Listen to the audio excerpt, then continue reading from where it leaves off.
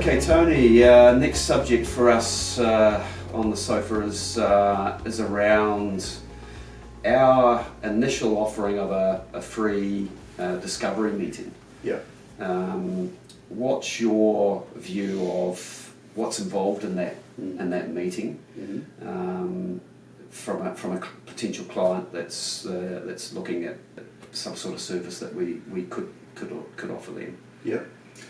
So I mean, I guess the starting point, Rob, is that it's a case of understanding, what the sort of impetus is for the call, why they're reaching out, and generally there's sort of two scenarios. I'll talk about the first one, which is more common, first of all, and that's around there being a need. There's within the business or the industry or something happening external to the business, where there's Houston, we've got a problem moment, and we need to get some resource on board to help us through it. So that is generally the most common driver for initial engagement, and when we do sort of meet up with our clients over coffee and if they're lucky, sometimes a pastry as well. It's really important that we understand the nature of that problem and build a sort of a bit of an information repository around what's in scope in terms of what the problem is, why does it need to be fixed, what are the implications of not fixing it, the ability within the business to resource up that solution, and then what our own involvement is from a CopperFox lens, and the ability to bring in sort of other resource as required.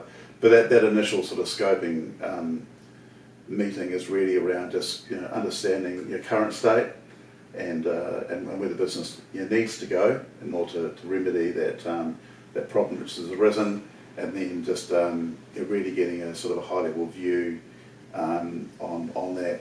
Coming away from that meeting, we assimilate all the information that we collect and we feed it back to the client to make sure that we're on the same page.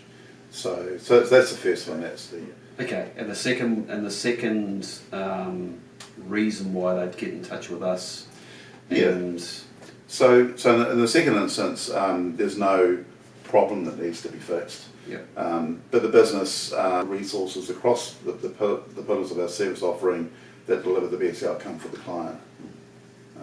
So by way of example, it may be, for example, that there's a project that needs to be delivered, which has got a high data analytics component, and and we have that sort of competency in house, and we can marry together our own team with the client's team to optimise the right solution around who's brought on board in order to deliver it. We can also help backfill the resourcing as well with the client if they want to free up the capacity in house to ensure that their own people are immersed in the so it's basically making them aware of the options that they've got. Correct. They've obviously contacted us thinking that there are gaps in their structure and their resourcing and their skill sets, whatever, and how can we help fill those in a general sense, because they might be growing quickly and got to a point where they've outgrown their existing structure, need a little bit of extra, I suppose, management support to help take the business to another level.